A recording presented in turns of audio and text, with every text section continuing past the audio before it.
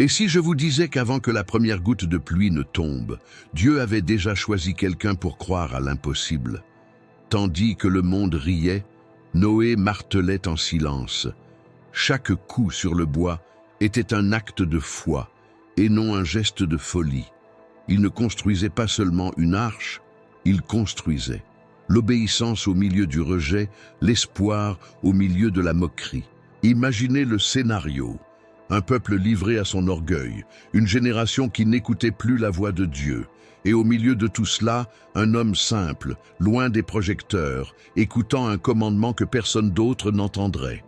Noé n'avait aucune preuve, seulement une promesse. Il n'avait pas d'applaudissements, seulement des applaudissements.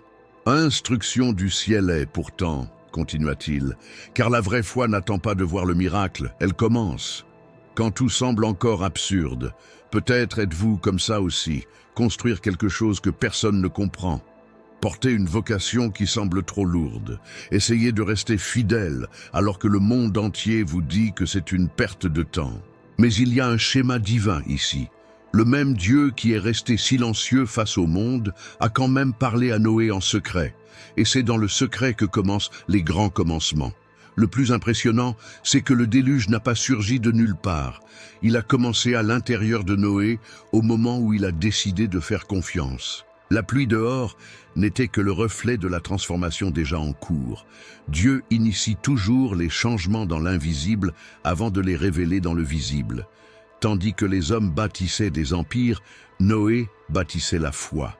Et c'est cette foi qui a soutenu le monde quand tout le reste s'est effondré. Parfois, Dieu vous permet d'être le seul à croire, non pas parce qu'il vous a oublié, mais parce qu'il le fera. Sauve les autres par ta fidélité solitaire. Il ne s'agissait pas de bois ni d'animaux, mésobéissance et but Noé ne le savaient pas. Mais il écrivait le chapitre le plus silencieux et le plus puissant de Elle, histoire de la rédemption. Et c'est dans ce silence où le ciel parle doucement et le monde crie fort que naît la vraie foi. Mais que se passe-t-il quand le temps passe et que la promesse n'est toujours pas venue? Quand le ciel semble silencieux et que l'arche est toujours vide? Si ce début a déjà parlé quelque chose en vous, c'est et que peut-être vous savez aussi ce que c'est et croire au milieu du silence. Peut-être avez-vous déjà ressenti le poids d'obéir à une voix que personne n'entendait, de continuer à construire malgré le vent qui souffle contre vous. Si à un moment de votre voyage, vous avez déjà songé à vous arrêter, mais que quelque chose en vous vous murmure encore « continue », alors cette histoire est pour vous. Avant d'aller plus loin, je voudrais vous demander quelque chose de simple, mais de profond. J'aime cette vidéo maintenant. Ce n'est pas seulement un geste, c'est et comme dire à elle, algorithme et au monde. J'y crois encore, même seul. Lorsque vous aimez cela, ce genre de message atteint d'autres personnes qui luttent également pour garder leur foi vivante. Et si cette introduction a touché quelque chose dans votre cœur, commentez ci-dessous. Je construis aussi en silence. Ces mots écrits par vous pourraient être la confirmation dont quelqu'un d'autre a besoin pour ne pas abandonner au jour 8. Et si vous ressentez le besoin de vous promener, abonnez-vous à la chaîne. Ici, chaque semaine, nous ouvrons des récits de la Bible, non pas comme des textes anciens, mais comme un miroir spirituel qui révèle ce que Dieu fait encore en ceux qui continuent à croire. Alors, faites-le maintenant. Aimez, commentez et abonnez-vous. Parce que lorsque vous vous impliquez, ce message ne s'arrête pas à vous. Elle commence à sauver les autres, tout comme Noé a sauvé le monde avec sa propre foi. Maintenant, respirez profondément. Parce que ce qui vient ensuite vous montrera que la plus grande tempête de Noéenne n'était pas la pluie à elle extérieure, mais le temps d'attente à l'intérieur de l'arche. Vous savez ce qui m'a toujours impressionné dans l'histoire de Noé? Ce n'était pas l'arche, ni les animaux, ni l'arc-en-ciel à la fin. C'était commencé dès l'instant où il entendit quelque chose que personne d'autre n'entendit. Dès l'instant où Dieu dit quelque chose qui semblait trop absurde pour être pris au sérieux, construisez une arche.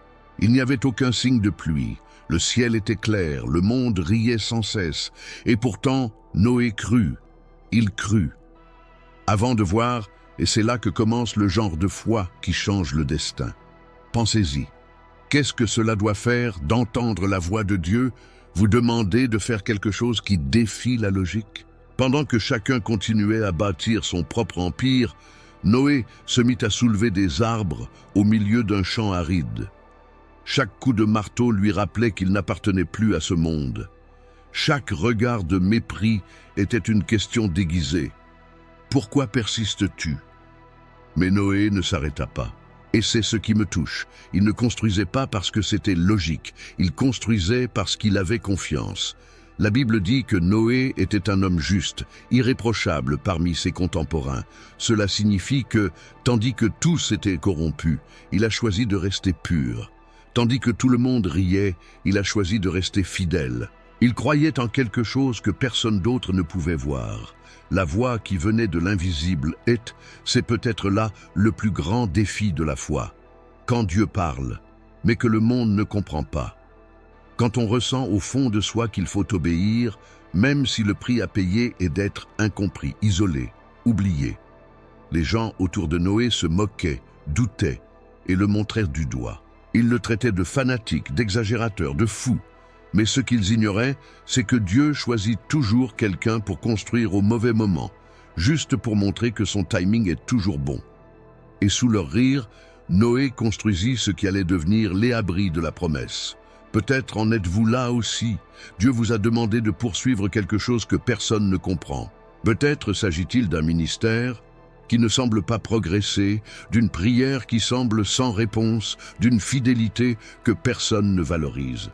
Mais le même Dieu qui a ordonné à Noé de construire une arche alors qu'il n'y avait pas de nuages, est le même qui vous ordonne de rester ferme maintenant. Car la foi n'a pas besoin de prédiction, elle a besoin de confiance. La scène est presque poétique. Un homme martèle en silence, entouré de voix qui doutent, et un Dieu qui veille d'en haut, veillant à ce qu'il y ait encore quelqu'un capable de croire sans garantie. Le bruit des coups sur le bois se mêle au son des rires. Le contraste est profond. L'un construit par obéissance, les autres vivent pour les apparences. L'un espère le paradis, les autres se nourrissent de la terre. Et c'est précisément dans ce contraste que naît la plus belle tension du récit. Noé ne croyait pas seulement à la pluie, il croyait que Dieu parle encore c'est l'un des mots les plus puissants dans notre domaine, car il parle de relation, pas de religion. Dieu parle à ceux qui écoutent, et Noé écoutait. Même sans voir, même sans comprendre, même sans soutien. Alors que le monde continuait de se corrompre, il est resté fidèle.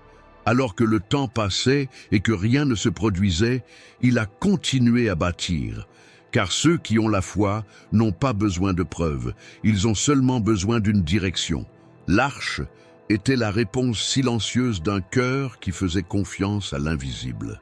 Noé comprenait que l'obéissance est une forme de prédication qui ne se résume pas à des mots, mais qui transforme le monde entier. Sa foi était à l'opposé de celle de tous. Et c'est ainsi que Dieu agit. Tandis que certains accumulent le pouvoir, ils recherchent la pureté. Tandis que d'autres recherchent la gloire, ils recherchent la fidélité.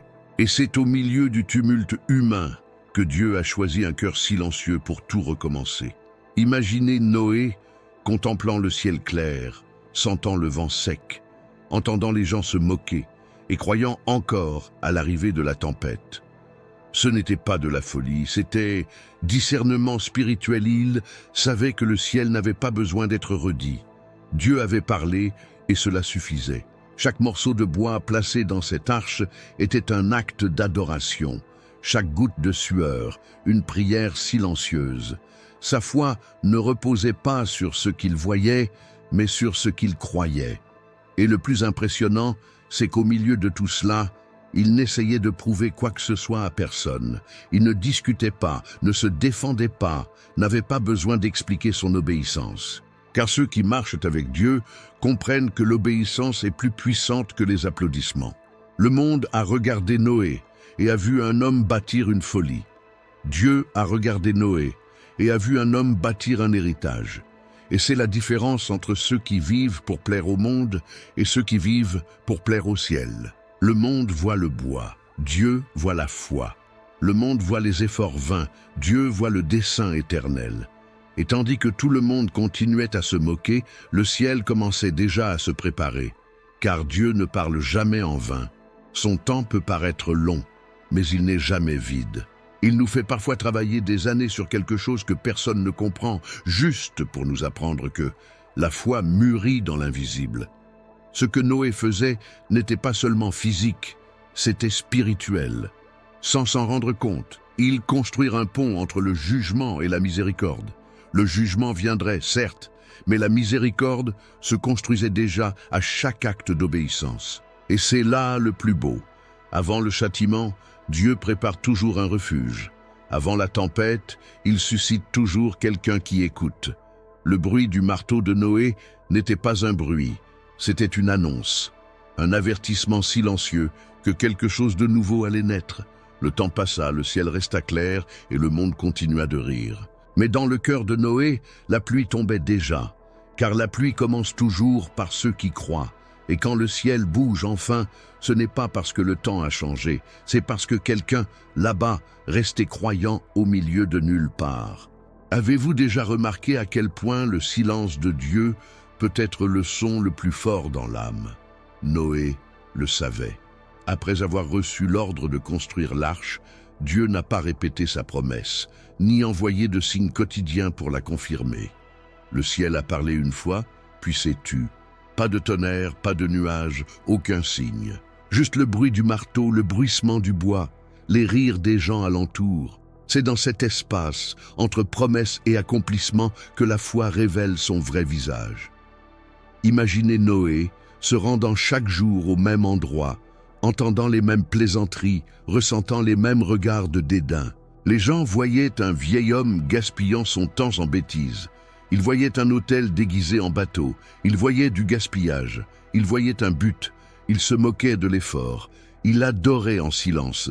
Et il est curieux de constater à quel point le rire des autres peut paraître plus fort lorsque Dieu choisit de se taire. Car le silence divin amplifie tout ce qui est humain, les doutes, la peur, la lassitude. Combien de fois Noé a-t-il dû se demander s'il avait bien entendu? Combien de fois a-t-il levé les yeux vers le ciel clair en se demandant « La pluie viendra-t-elle vraiment ?» Mais la foi n'est pas l'absence de questions, c'est la continuité de la construction, même sans réponse. Le silence de Dieu ne signifie pas distance. Parfois c'est tout le contraire, c'est le son de sa confiance en vous pour persévérer, même sans signe. Il savait que Noé ne comptait ni sur les applaudissements, ni sur les assurances. Dieu fait confiance à ceux qui persistent, à ceux qui n'abandonnent pas faute de confirmation. Pendant que le monde se moquait, Dieu observait. Les voix des hommes tentèrent de couvrir la seule voix qui comptait. Et c'est là le combat invisible de chaque personne qui sert Dieu. Endurer les moqueries du monde tandis que le ciel garde le silence. Les voisins se moquaient, les amis s'éloignaient, les gens le montraient du doigt. « Où est la pluie, Noé? Es-tu fou? Ça n'arrivera pas. » Mais Noé ne se défendit pas. Il apprit que ceux qui doivent prouver leur vocation n'ont pas encore compris le but de leur vie. Et peut-être avez-vous raison, à une époque où Dieu semble silencieux et où le monde est bruyant. Chacun a son opinion sur votre vie, chacun vous juge, chacun vous évalue. Et Dieu, le silence. Mais c'est dans ce silence qu'il vous façonne. Car le même Dieu qui a ordonné la construction de l'arche est le même Dieu qui observe vos réactions lorsque personne d'autre ne croit.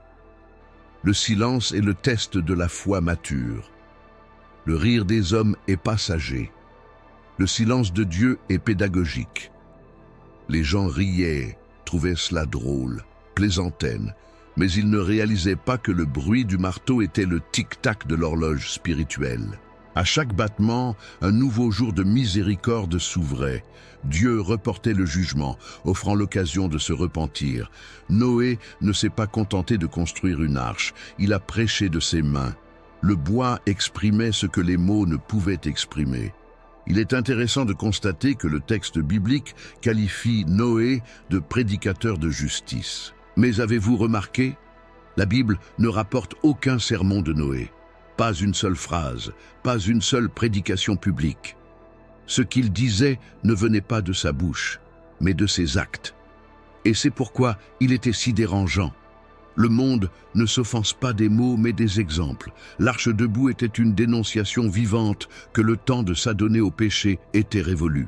Et le plus beau et le plus douloureux, c'est que malgré toutes ces moqueries, Noé n'a rien perdu de sa douceur.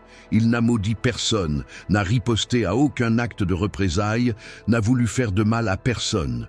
Il a continué à construire jour après jour, même si chaque coup de marteau était une blessure ouverte dans son cœur. Il savait que lorsque Dieu vous choisit pour construire, il vous prépare aussi à supporter le poids de l'incompréhension. Le silence du ciel n'est pas une absence, c'est un entraînement. C'est dans le silence que la foi cesse d'être une émotion pour devenir une conviction. Le rire des autres est un souffle. La voix de Dieu, même silencieuse, est un roc. Et lorsque vous apprenez à faire confiance à ce roc, rien ne peut vous détourner. Le peuple se moqua de Noé, mais le ciel l'applaudit. Le monde le traita de fou, mais Dieu le qualifia de juste. Il voyait du retard. Dieu voyait de la préparation. Il voyait de l'exagération. Dieu voyait de la fidélité. Et voici comment fonctionne le royaume. Ce que le monde appelle perte, le ciel l'appelle but. Tandis que les rires résonnaient, Noé continua. Les jours passèrent, et le ciel resta bleu, mais il ne s'arrêta pas.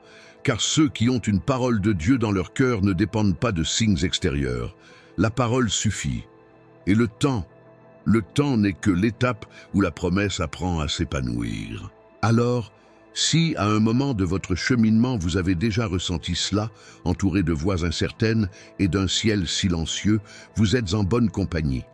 C'était le cas de Noé, d'Élie, de Marie, de Joseph, de tant d'autres. Le silence n'a jamais signifié l'abandon. Il précède seulement les sons de la promesse. Et si cette partie de l'histoire vous est parvenue aujourd'hui, c'est peut-être parce que le ciel est sur le point de parler à nouveau. Mais avant la pluie arrive quelque chose de encore plus profond, la révélation de la véritable signification de elle, arche. Ce que Noé construisait n'était pas seulement un bateau, c'était un but, sous forme de bois. Chaque tablette, chaque détail, chaque instruction divine dissimulait un message spirituel d'obéissance, de protection et de foi. Dieu aurait pu simplement faire paraître l'arche prête d'un claquement de doigts, mais il a choisi ce processus. Il a choisi une construction lente, quotidienne et épuisante, car plus qu'un refuge physique, il voulait construire un homme capable de soutenir le nouveau commencement du monde. L'arche était plus qu'un abri, c'était un symbole de loyauté au milieu de la corruption, tandis que le monde sombrait dans la vanité. Noé construisait un refuge. Tandis que les gens continuaient de se moquer, il continuait de marteler. L'arche était le témoignage visible d'une foi invisible. Un message silencieux, gravé à la sueur de son front. Je crois, même si personne d'autre ne croit. Et c'est peut-être là le véritable sens du terme. Ce n'est pas quelque chose qu'on choisit, c'est quelque chose qui nous choisit.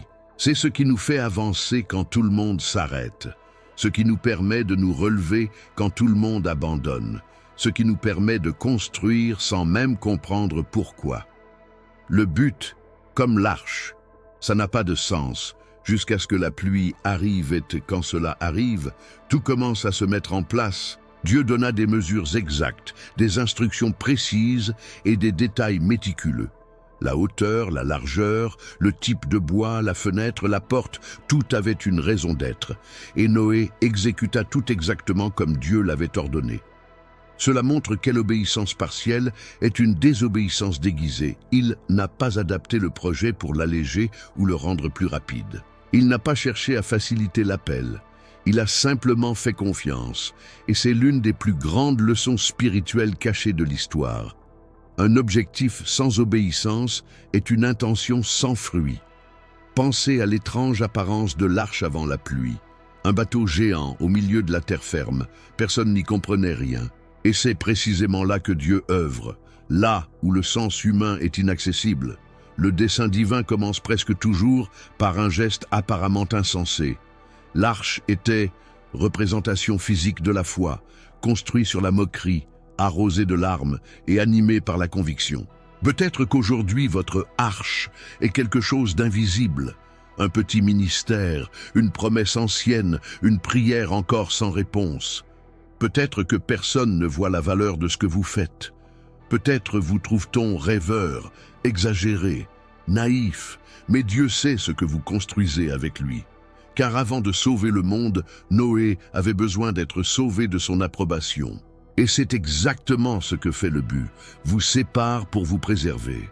L'arche a été construite au milieu du péché, mais elle est née de la pureté d'un cœur fidèle. Elle était le contraste entre la voix du ciel et le bruit du monde. Tandis que tous les autres cherchaient du réconfort, Noé cherchait un sens. Tandis que tous recherchaient le divertissement, lui cherchait un but. Et ce contraste est ce qui définit le cheminement spirituel. Vivre pour plaire à Dieu, même lorsque personne ne comprend. Et sachez que le même Dieu qui a conçu l'arche est celui-là même qui vous donne des instructions aujourd'hui. Parfois, pas avec des mesures exactes, mais avec des indications subtiles. Pardonne, attends, tenez bon, continue. La foi qui construit n'est pas faite de certitudes, mais de pas obéissants un jour à la fois, un coup de marteau à la fois, une prière silencieuse après l'autre. Chaque morceau de bois représentait une partie de l'histoire que Dieu était en train d'écrire. Chaque détail de l'arche annonçait quelque chose de bien plus grand, le plan du salut. Tout comme Noé entra dans l'arche pour échapper au jugement, le Christ lui-même deviendrait un jour l'arche vivante, le refuge de tous ceux qui croiraient. L'arche de Noé n'était pas qu'un bateau, c'était une prophétie en devenir. Et il y a là quelque chose de profondément symbolique. Dieu prépare toujours un refuge avant de permettre le déluge. Il trace toujours une issue avant la tempête. Il choisit toujours quelqu'un pour construire ce qui soutiendra la génération future. Et si votre appel aujourd'hui vous paraît lourd, c'est parce que Dieu vous utilise pour construire un abri pour les autres. Noé n'aurait jamais imaginé que ce qu'il construisait marquerait un nouveau départ pour l'humanité. De même, vous n'imaginez peut-être pas combien de vies Dieu touchera par votre fidélité. Le but n'est pas visible, il se révèle au fil du temps. Alors que le monde ne voyait qu'un bateau inutile, Dieu, lui, voyait un plan parfait. L'arche était l'expression visible de l'amour d'un Dieu qui n'avait jamais abandonné l'humanité. Le monde riait, mais le ciel préparait déjà un nouveau départ. Et ce nouveau départ naîtrait dans l'arche, le lieu que Dieu lui-même avait conçu, détail par détail, pour accueillir tout ce qui avait besoin de vivre. Et le plus fascinant, c'est que Noé n'a jamais cherché à comprendre l'ensemble. Il a simplement fait sa part. Il ne savait pas combien de temps cela prendrait. Il ne savait pas comment la pluie tomberait. Il ne savait pas comment le monde changerait ensuite. Il savait simplement que Dieu avait parlé, et cela lui suffisait. L'obéissance, c'est la foi avec un marteau à la main. Parfois, votre objectif semble lourd parce qu'il n'a pas encore plu. Mais quand il pleuvra, et il pleuvra, tout ce qui semble être un effort aujourd'hui deviendra salut. L'arche était et sera toujours un symbole de ce que Dieu accomplit lorsqu'il trouve quelqu'un prêt à croire seul. Un rappel que le but peut être silencieux, mais jamais insignifiant. Et tandis que Noé poursuivait son chemin, un nouveau mouvement commença au ciel. Le temps de grâce touchait à sa fin. L'arche était presque prête, et Dieu, resté silencieux si longtemps, allait réaliser l'impossible, mais d'une manière inattendue. Le temps passa, et rien ne se produisit. Pas un nuage, pas une goutte, pas un coup de tonnerre. Juste le même ciel clair, le même vent sec, le même silence divin. Et c'est là que la véritable épreuve commença, car la foi de Noé ne fut pas mise à l'épreuve par la construction, mais par l'attente. Construire est difficile, mais attendre l'est encore plus. Imaginez le cœur de Noé, jour après jour, s'éveillant au même son de doute. Les gens se moquaient. « Où est la pluie, Noé? N'avons-nous plus de bois? Crois-tu encore cela ?» Il regardait ses enfants grandir au milieu des rires et des regards dédaigneux. Les gens passaient, les montraient du doigt, se moquaient, et le silence de Dieu ne faisait que grandir. Aucune confirmation, aucun signe. Et pourtant, il continuait. Parce que ceux qui marchent avec Dieu apprennent une vérité douloureuse et libératrice. Le temps d'attente n'est pas une punition, c'est un polissage. Le délai est l'atelier où Dieu façonne la foi jusqu'à sa maturité. Ce que Noé ignorait, c'est que Dieu ne préparait pas seulement la pluie, mais préparait son cœur à supporter le poids d'un nouveau départ. Chaque promesse passe par l'espace entre ce que Dieu a dit et ce que l'homme voit. C'est dans cet espace que naît la persévérance. Le retard de Dieu ne signifie pas qu'il a oublié. Il signifie qu'il veille à ce que lorsque l'accomplissement viendra, vous soyez prêts à le recevoir. Et peut-être êtes-vous aussi dans ce vide. Dieu vous a peut-être donné une parole qui ne s'est pas encore accomplie. Peut-être êtes-vous entouré de voix qui vous disent « ça n'arrivera pas ». Et le ciel, apparemment, ne répond pas. Mais c'est dans ce silence que la foi prend racine. C'est là, lorsqu'il n'y a aucune garantie, que la confiance cesse d'être une émotion pour devenir une conviction. Le retard n'est jamais une question de temps, mais de préparation. Noé pensait construire une arche pour résister à la pluie, mais Dieu construisait un homme pour persévérer dans ce projet. Et c'est ce qu'il fait avec nous. Avant de nous faire la promesse, il nous apprend à être fidèles quand rien n'arrive. Car seuls ceux qui demeurent dans l'attente méritent d'être dans le temps de l'accomplissement. C'est beau d'imaginer Noé achevant l'arche, peut-être fatigué, en sueur, les mains blessées.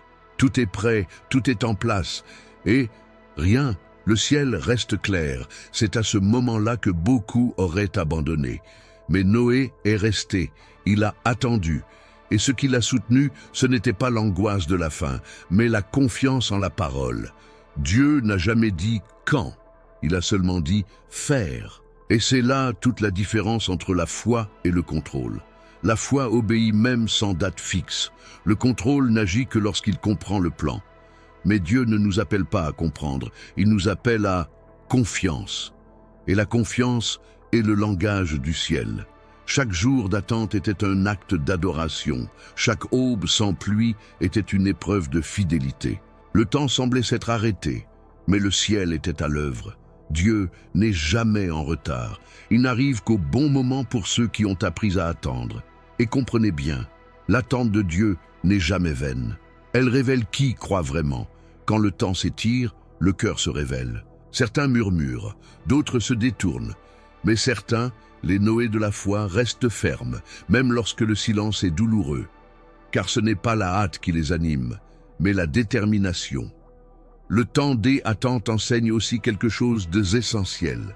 Toutes les pauses ne sont pas une perte, certaines sont une protection. Parfois, Dieu retient la pluie parce que la structure n'est pas encore prête. Il retarde le déluge, non par oubli, mais par miséricorde. Il retarde la réponse, car il sait que si elle arrive trop tôt, elle pourrait vous noyer. La vraie foi est patiente.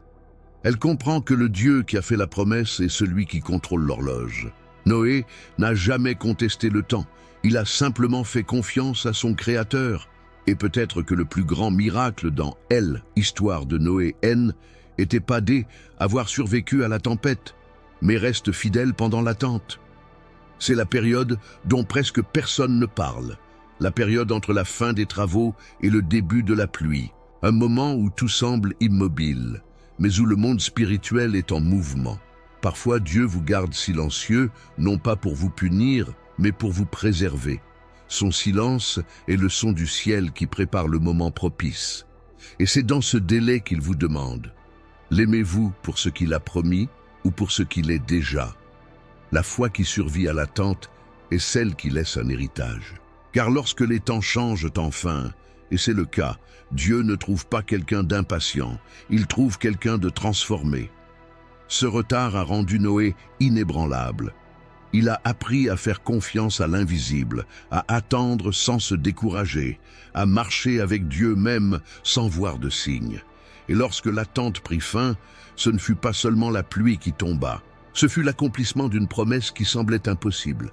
Le temps de la foi céda la place à celui de la révélation. Et le bruit du premier tonnerre annonça quelque chose qui allait tout changer, le début du plan divin. Mais avant que les eaux ne se retirent, Dieu avait encore quelque chose de plus profond à révéler. Car l'histoire de Noé ne se résume pas à l'attente, Elle raconte la découverte de portes que Dieu ferme sont parfois aussi des miracles déguisés. Le bruit de la dernière pièce de bois tombant en place résonna dans la vallée. L'arche était prête. L'impossible était devant les yeux de Noé. Des années de labeur, de sueur, de foi et de solitude transformées en refuge. Et puis, quelque chose d'extraordinaire commença à se produire. Les animaux arrivèrent, seuls, par deux, par groupes, obéissant à une voix que l'homme ne pouvait entendre. Tandis que le monde se moquait, Dieu lui-même orientait la création vers la promesse. C'était le signe avant-coureur que le ciel commençait à s'aligner sur ce que le cœur de Noé croyait déjà. Mais le moment le plus profond restait à venir.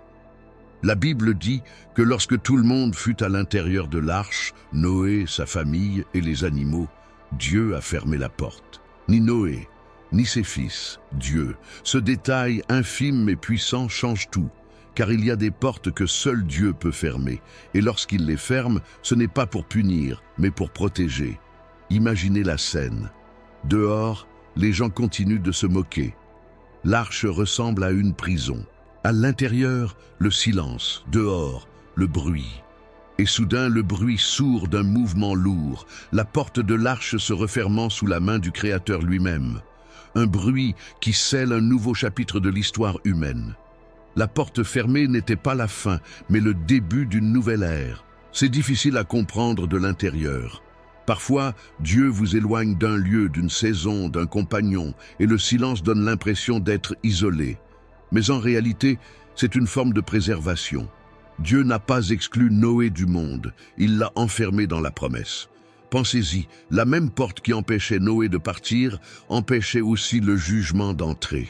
C'était le même mouvement. Un double acte de grâce. Dieu ferme l'accès au passé pour empêcher le présent d'être détruit avec lui. Et combien de fois cela nous arrive-t-il? Vous priez pour une ouverture et Dieu répond par une fermeture. Vous demandez une voie et il vous offre un mur. Et ce n'est que plus tard, lorsque la pluie commence, que vous comprenez, il vous a protégé. La porte de l'arche symbolise quelque chose de bien plus grand.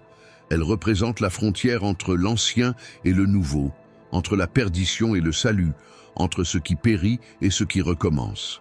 Et le plus beau, c'est Dieu qui l'a fermé, mais c'est Noé qui a choisi d'y entrer. La grâce est toujours une invitation, jamais une imposition. Dieu a préparé le refuge, mais c'est Noé qui a décidé de le traverser. Il est possible qu'il y ait eu encore des voix à l'extérieur, des cris, des plaisanteries, de l'incrédulité. Peut-être certains ont-ils touché du bois pour tenter d'entrer lorsque les eaux ont commencé à baisser. Mais le temps de l'obéissance précède la tempête. La foi doit être active dans le calme, car lorsque le déluge arrive, le temps de la décision est passé. Et c'est l'une des leçons les plus puissantes de cette histoire. Celui qui entre par la foi ne s'appuie pas sur la crainte pour obéir. Et il y a quelque chose de profondément humain dans cet instant.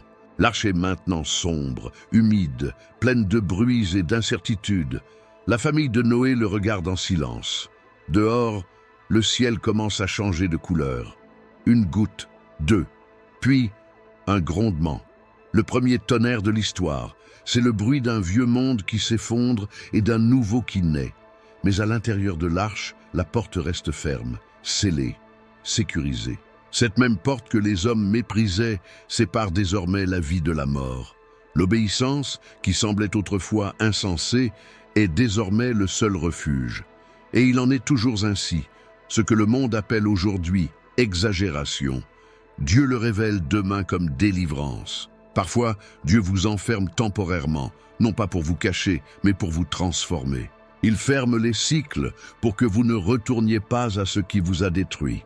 Il ferme les relations pour préserver ce qui reste. Il ferme les opportunités pour prévenir les chutes. Il ferme les chemins pour vous protéger du chaos qui surviendrait plus tard. Et même si votre cœur crie « Pourquoi Seigneur ?» le ciel répond silencieusement « Parce que je t'aime trop pour te laisser au mauvais endroit. » Noé ne voyait pas la fermeture de la porte comme une punition, mais comme une marque de confiance. Il savait que Dieu ne fermerait rien qu'il ne puisse soutenir. Si la porte était scellée, c'est parce que la présence était intérieure. Et quand Dieu est à l'intérieur, peu importe ce qui se passe à l'extérieur. Combien de fois vous êtes-vous retrouvé dans un état où tout semblait s'être arrêté, où il n'y avait aucune issue, aucune explication, et où le seul bruit que vous entendiez était celui de votre propre cœur qui battait fort? C'est dans ce silence que Dieu agit le plus, car les portes qu'il ferme sont celles qui ne peuvent être ouvertes que lorsque la promesse est mûre. Le ciel s'assombrit, le vent tourna, les premières gouttes commencèrent à crépiter sur le bois de l'arche. Dehors, le monde commença à comprendre trop tard ce que Noé savait depuis des années. Le temps de la grâce précède toujours le temps du jugement. La porte fermée était le signe que Dieu avait déjà décidé de sauver ce qui pouvait être sauvé. Et à l'intérieur de cette arche, entouré d'incertitude et du bruit de la pluie, Noé connut enfin la paix de celui qui avait cru avant de voir. La pluie, autrefois impossible, tomba alors sur la terre, et la promesse commença à s'accomplir, mais personne n'imaginait ce qui allait suivre. Car, derrière la tempête, Dieu allait révéler que le déluge ne serait pas le châtiment que tous espéraient, mais le début de quelque chose de complètement nouveau. Dehors, la pluie se fit violente. Des éclairs zébrèrent le ciel, des rivières jaillirent du sol, et le bruit de l'eau devint assourdissant.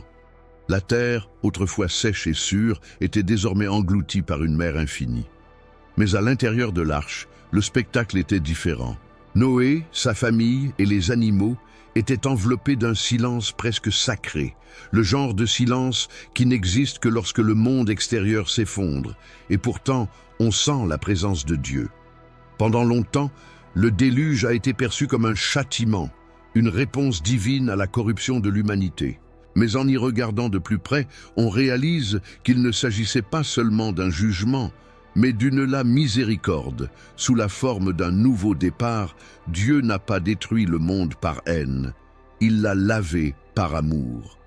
Car lorsque le mal atteint le point d'étouffer le bien, le ciel doit intervenir pour rétablir l'équilibre.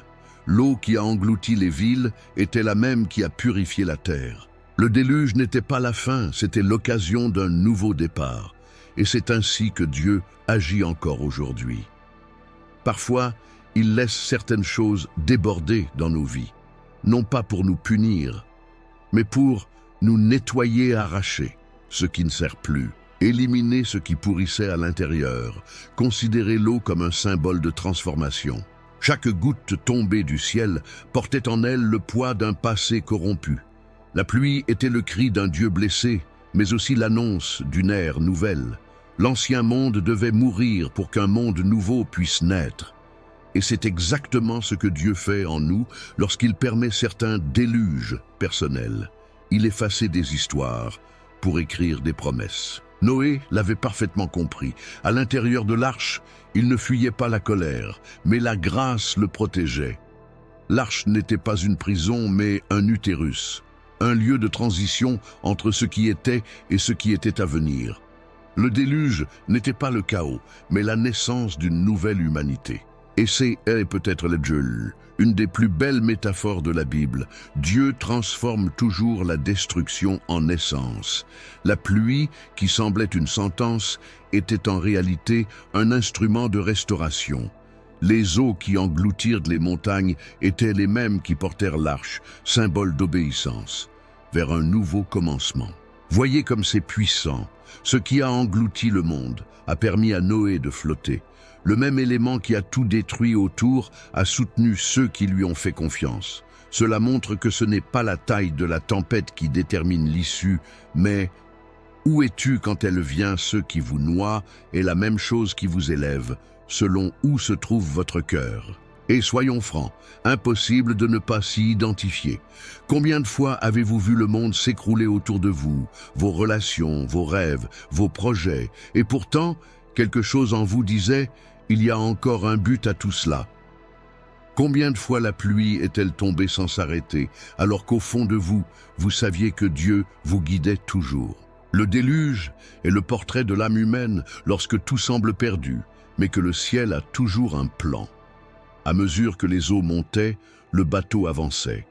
Et à chaque mètre de terre qui disparaissait, Noé apprenait ce que c'était que d'être repose-toi pendant que Dieu travaillait. Il ne pouvait contrôler la direction, ne pouvait prévoir la fin, ne pouvait voir l'horizon.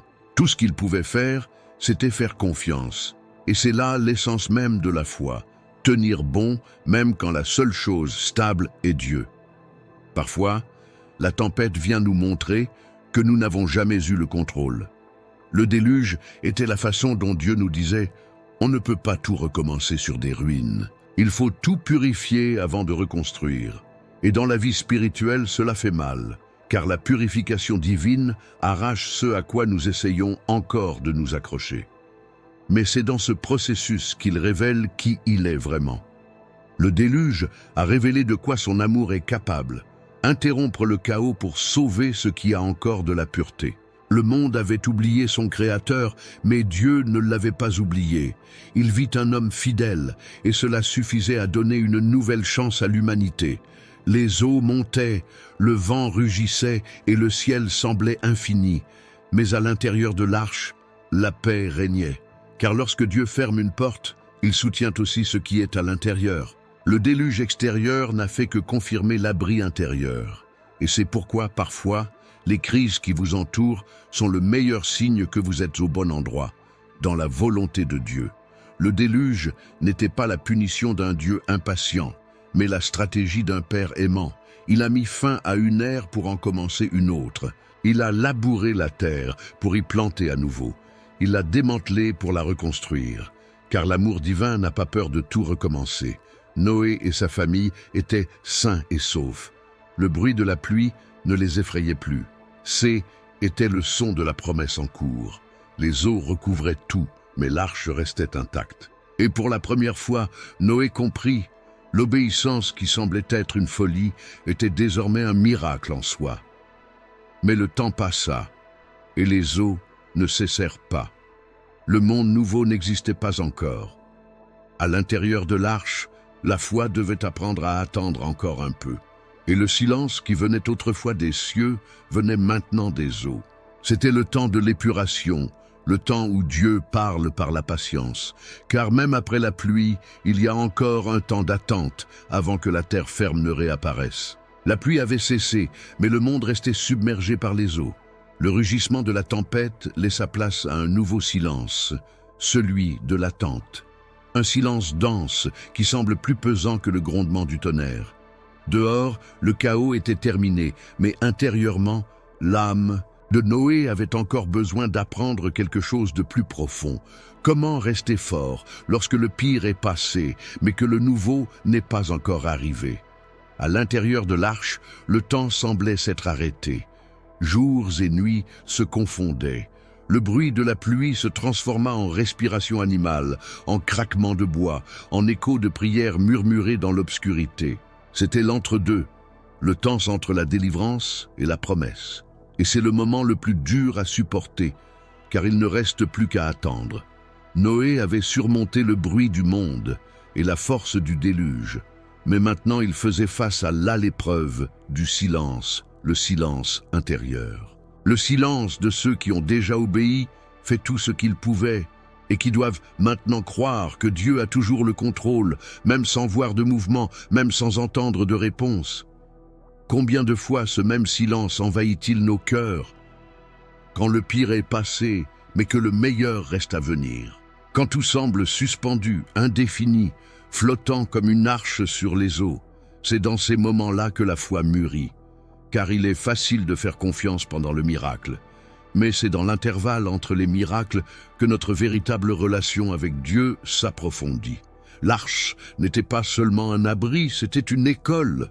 À l'intérieur, Noé apprit que la foi ne se résume pas à commencer. Il s'agit de persévérer, même lorsque le paysage ne change pas.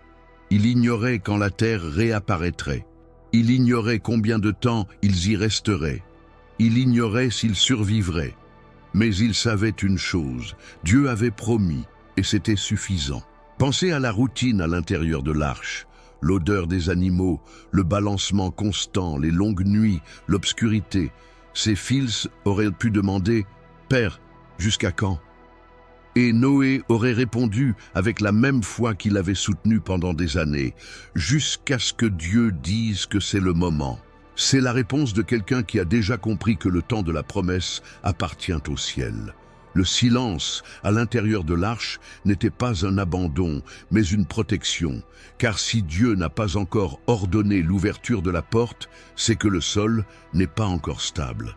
Certains silences sont des barrières de sollicitude. Parfois, Dieu vous laisse flotter sur des eaux incertaines pour vous empêcher de poser le pied sur une terre qui n'est pas encore prête à vous accueillir. Il retarde la fin de l'attente pour vous garantir un nouveau départ solide. Il est curieux de penser à la réaction du cœur humain face au silence. Quand le ciel se tait, l'esprit hurle. Quand Dieu se tait, la peur tente de prêcher. C'est sur ce champ de bataille invisible que Noé a dû choisir, nourrir le doute ou conserver la confiance. Il a choisi la seconde option. Et c'est ce choix qui l'a maintenu en vie.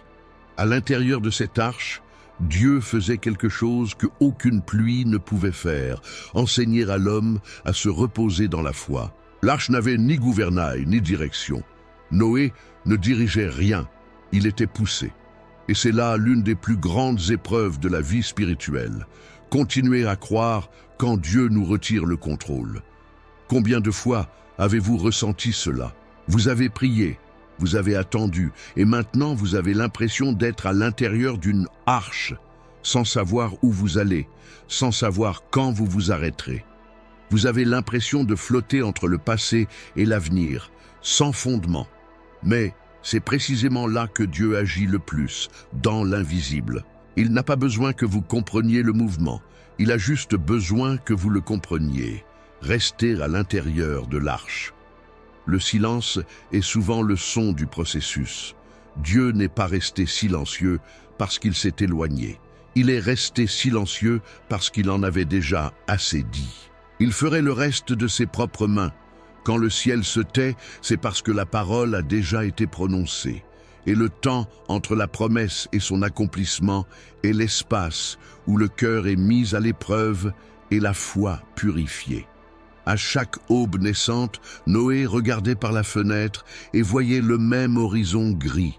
Mais il attendait toujours. Il attendait le moment choisi par Dieu. Et c'est ce qui transforme le silence en adoration. Attendez sans perdre la foi. Noé ne se plaignait pas, il ne posait pas de questions. Il aimait attendre. À l'intérieur de l'arche, la présence de Dieu n'était pas bruyante. Elle était subtile, constante, réelle. Elle était présente dans la nourriture quotidienne, dans l'air encore respirable, dans la nourriture qui ne manquait jamais, dans la paix que le déluge ne pouvait ravir. Le silence n'était pas une absence, c'était une présence déguisée en calme. Et c'est beau de réaliser qu'après tout le chaos, le premier son de paix que Noé a entendu venait de l'extérieur, le bruit de l'eau qui commence à se retirer. L'espoir renaissait goutte à goutte. Et lorsqu'il vit la colombe voler au-dessus des eaux pour la première fois, il comprit. Le silence prenait fin. Le ciel recommençait à parler, mais cette fois avec des signes de vie. Car toute attente, aussi longue soit-elle, se termine toujours par un signe. Et ce signe, pour Noé, prendrait la forme d'ailes, simple, mais chargé de sens. Après tant de jours d'obscurité, le bruit des eaux commença à changer. Ce n'était plus ce rugissement furieux, mais un murmure lointain, comme si le chaos lui-même était épuisé. Au fond de lui, Noé sentit quelque chose de différent dans l'air. Peut-être était-ce le silence moins pesant, peut-être le vent plus léger. Mais il y avait une sensation nouvelle, le sentiment qu'un nouveau départ était proche. L'arche flottait toujours, mais le cœur de Noé se languissait.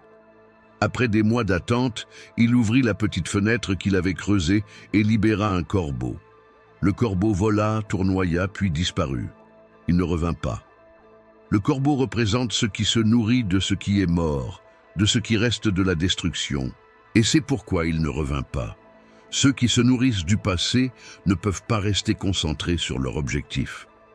Mais Noé fit quelque chose de différent. Il lâcha une colombe, petite, fragile, blanche, symbole de pureté et de présence divine. La colombe ne se nourrit pas de ce qui est mort, elle recherche la vie. Et lorsqu'elle revint, sans trouver le repos, Noé la ramena dans l'arche.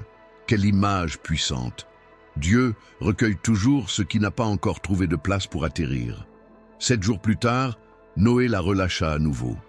Et cette fois, la colombe revint avec quelque chose dans son bec, un rameau d'olivier vert. La première couleur vive après tant de grisailles, le premier signe que la vie revenait. Cette petite feuille portait plus que de l'espoir. Elle apportait la preuve que la promesse tenait toujours. Le rameau vert était la réponse silencieuse du ciel à ceux qui croyaient sans voir. C'était comme si Dieu disait « Ce qui vous soutient pousse encore sous les eaux.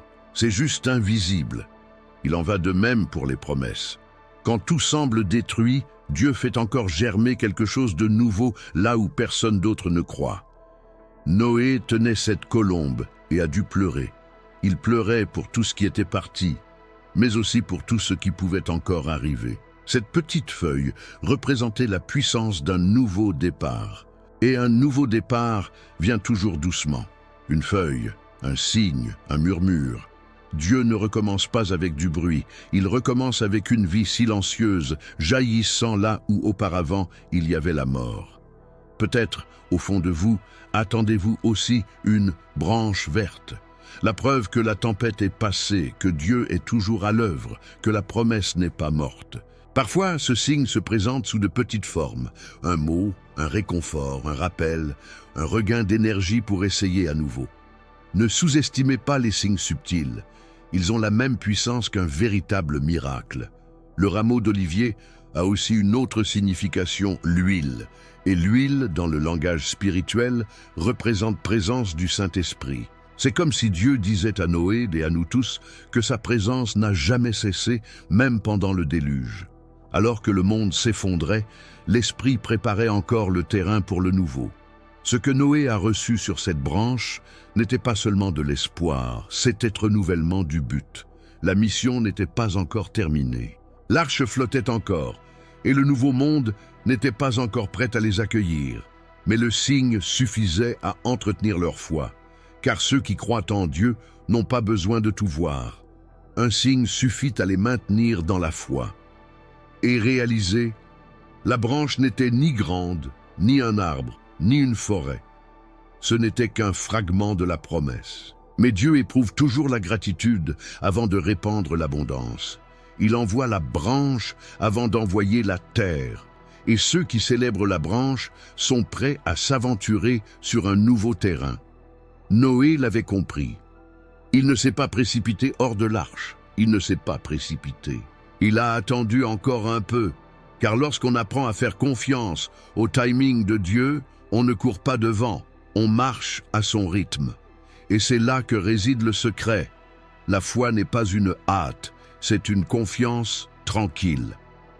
Après la branche, Noé lâcha à nouveau la colombe. Et cette fois, elle ne revint pas. Car il y a des promesses qu'il faut libérer pour que le nouveau commence. Il y a des choses que Dieu vous donne pour un temps, mais qu'il vous demande ensuite de libérer pour montrer que le cycle a changé. La colombe ne revint pas, car elle avait déjà trouvé un lieu de repos. Le monde était prêt à recommencer. Le bruit des ailes disparaissant à l'horizon était le signe ultime que le dessein était accompli. Dieu avait achevé ce qu'il avait commencé. Les mêmes cieux qui s'étaient ouverts pour détruire s'ouvraient maintenant pour restaurer. Le même vent qui avait semé le chaos soufflait maintenant un nouveau départ. Et puis, Noé ouvrit l'arche. Il sentit le vent froid lui caresser le visage, l'odeur humide de la nouvelle terre, la sensation de quelque chose de différent, souffle de la promesse vivante. Et là, devant le décor d'un monde propre et silencieux, Noé comprit. La foi qui attend voit toujours ce que la peur ne verra jamais. Mais avant de commencer une nouvelle vie à l'extérieur, Noé avait une urgence à accomplir. Quelque chose qui révélerait le véritable cœur derrière toute obéissance. Quelque chose qui expliquerait pourquoi Dieu lui avait confié le renouveau de l'humanité. Noé posa le pied sur la terre ferme. Le sol était encore humide, l'air embaumait le renouveau et le monde semblait respirer à nouveau. Les eaux s'étaient retirées, le ciel s'était ouvert dans des tons doux et les cris des animaux emplissaient à nouveau le silence de la terre. Après tant de jours d'obscurité, voici l'aube d'une ère nouvelle. Mais avant de reconstruire sa vie, Noé fit quelque chose qui révèle le cœur véritable de ceux qui ont résisté à la tempête. Il a construit un autel. La première action de l'homme qui a sauvé le monde n'a pas été de planter, ni de célébrer, ni de se précipiter pour explorer la nouveauté. C'était d'adorer. Car ceux qui connaissent le poids de l'attente comprennent que la première étape après la délivrance est la gratitude. Noé n'a pas construit un autel par crainte du jugement, mais par amour pour le Dieu qui soutenait le processus. Il comprenait que l'arche le protégeait du déluge, mais sa présence le protégeait de lui-même. La scène est simple mais profonde. Noé empile des pierres, allume un feu, choisit le meilleur de ce qu'il possède et l'offre à Dieu.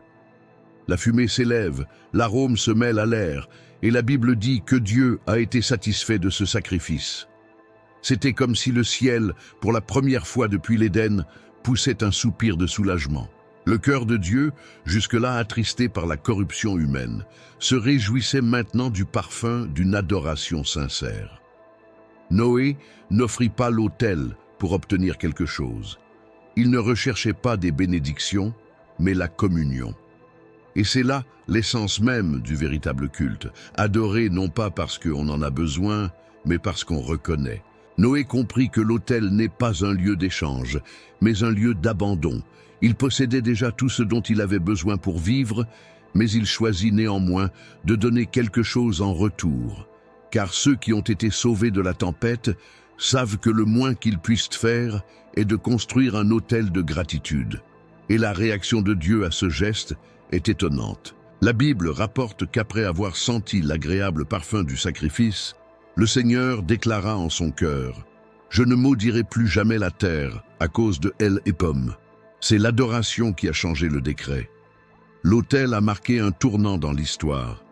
Dieu a regardé Noé et a vu qu'il y avait encore de l'espoir dans le cœur humain, qu'il y avait encore quelqu'un capable d'aimer le Créateur plus que les choses créées.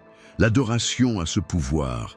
Elle transforme les atmosphères, les destinées, les décrets.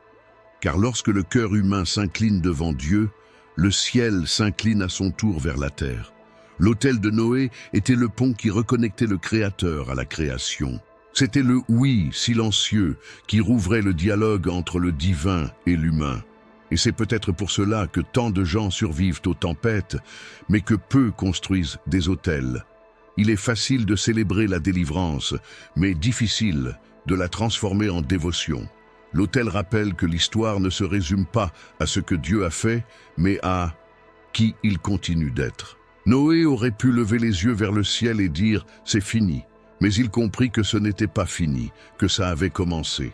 Car lorsque Dieu sauve quelqu'un, ce n'est pas pour qu'il puisse vivre à nouveau comme avant, c'est pour qu'il puisse vivre.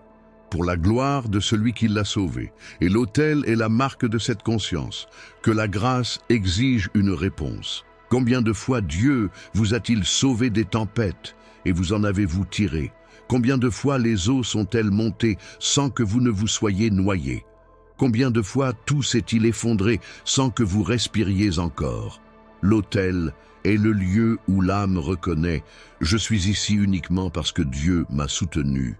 Et lorsque cette gratitude se transforme en adoration, le ciel s'anime à nouveau. Le feu sur l'autel de Noé n'était pas seulement symbolique, il représentait la fin d'un cycle et le début d'une alliance. L'arôme de ce sacrifice s'élevait comme un témoignage de fidélité. Il confirmait que malgré le péché du monde, l'amour existait toujours entre Dieu et l'humanité. Et c'est grâce à cet autel qu'apparut l'arc-en-ciel, signe d'une promesse éternelle. Mais regardez, l'autel est venu avant de l'arc. D'abord l'abandon, puis le signe. D'abord l'adoration, puis la promesse. Voilà le royaume. Dieu répond toujours à l'abandon par la révélation. Il répond toujours au sacrifice par une alliance. Et c'est pourquoi la vraie foi ne recherche pas les récompenses, mais la présence.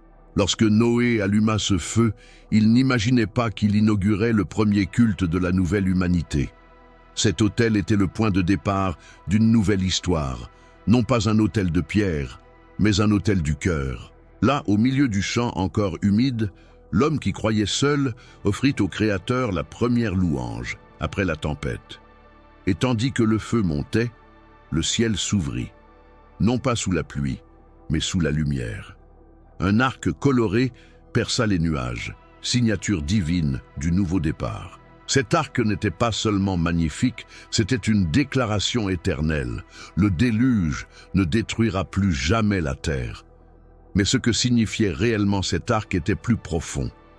C'était Dieu qui disait « Je suis toujours là. J'ai toujours confiance en toi.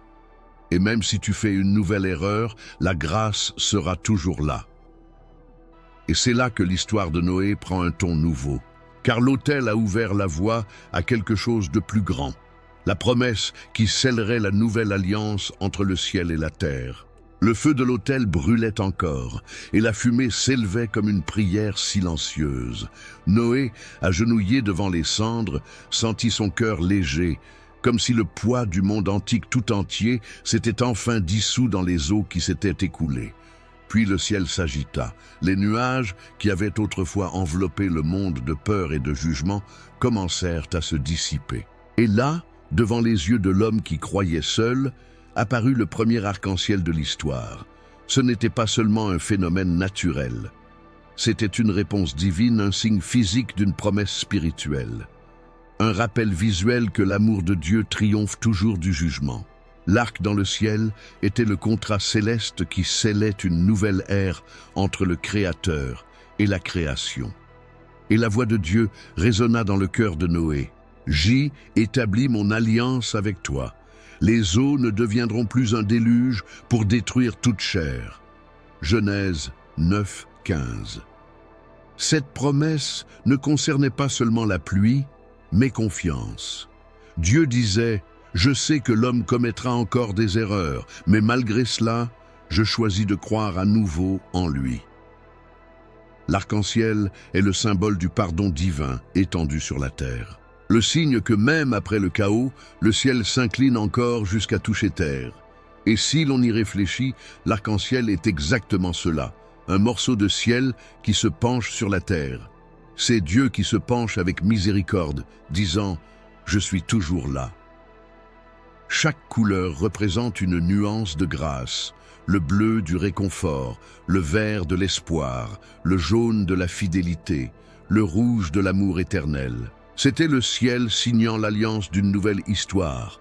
Noé a regardé cette arche et a dû comprendre ce que peu de gens comprennent. Le jugement est terminé, mais la grâce a commencé. Il avait vu la puissance destructrice, mais maintenant il voyait l'amour restaurateur. Le même Dieu qui avait envoyé la pluie pour purifier le monde, envoyait maintenant la lumière pour donner un nouveau départ. C'est ainsi que Dieu agit. Il ne termine pas dans la douleur, il termine dans la promesse. Et le plus beau, c'est que Dieu n'a pas placé l'arc-en-ciel sur le sol, ni à l'intérieur de l'arche. Il l'a placé dans le ciel. Car la véritable promesse n'est pas là où l'homme la touche, mais là où l'œil la voit. C'est comme s'il disait « Chaque fois que le ciel s'assombrit, lève les yeux et souviens-toi, je ne t'ai pas oublié. » Combien de fois, après votre propre tempête, Dieu vous a-t-il aussi montré un arc-en-ciel? Peut-être pas en couleur, peut-être pas dans le ciel, mais dans des gestes, des personnes, des signes subtils. L'étreinte venue au bon moment. La porte qui s'est ouverte alors que tout semblait fermé. Ce nouveau départ que vous n'auriez jamais imaginé existait encore. Les arcs-en-ciel de Dieu ne sont pas rares, c'est juste que nous ne levons pas toujours les yeux. L'alliance avec Noé fut la première alliance de grâce connue. Elle annonçait quelque chose d'encore plus grand. Un jour, le Fils de Dieu lui-même constituerait la nouvelle arche entre le ciel et la terre. Un médiateur éternel, scellant la promesse ultime. Salut! L'arc-en-ciel fut le premier rappel que l'amour triomphe toujours du jugement. La croix serait le dernier. Noé comprit que l'arc n'était pas seulement un rappel du passé, mais une invitation au futur. L'avenir d'un Dieu qui n'abandonne jamais de repartir à zéro avec l'humanité. Un Dieu qui préfère reconstruire plutôt qu'effacer. qui reconnaît la valeur de ceux que le monde a déjà oubliés, qui transforme une arche en autel et une tempête en graine. Et c'est ce que l'arc-en-ciel symbolise encore aujourd'hui, le Dieu qui ne change pas, mais qui renouvelle, le Dieu qui ne revient pas sur sa parole, mais insiste pour recommencer. Il demeure le Dieu des nouvelles alliances, le Dieu qui promet, espère et accomplit. Le nouveau monde s'étendait devant Noé. L'air sentait la terre humide, le bois sec et la vie qui recommençait. Le silence était désormais paisible. La tempête s'était apaisée, mais le but demeurait. Vivre en témoin du Dieu qui transforme la destruction en promesse. Et tandis que Noé regardait l'arc se désintégrer lentement dans les nuages, il pensa peut-être « ça en valait la peine ». Car finalement, ce n'est pas le bateau qui l'a sauvé, c'est la foi. Ce ne sont pas les eaux qui l'ont purifié, c'est la grâce. Et ce n'est pas l'arc-en-ciel qui a apporté le miracle, c'est l'amour d'un Dieu qui n'a jamais cessé de croire en l'homme, même lorsque l'homme a cessé de croire en lui-même. L'histoire de Noé ne s'arrête pas avec la pluie, ni avec l'autel, ni avec l'arc. Elle continue chaque fois que quelqu'un décide croire seul et malgré tout construire. Car elle, arche de Noé, N n'était pas seulement la sienne. C était un modèle pour tous ceux qui un jour devraient affronter leur propre tempête. Et peut-être que au jour, oui, le ciel est sur le point de montrer une arche au-dessus de vous aussi, le signal silencieux que elle, attente, est terminée et que un nouveau départ commence. Si vous êtes arrivé jusqu'ici, c'est parce que quelque chose en vous ressentit le poids et la beauté de cette histoire.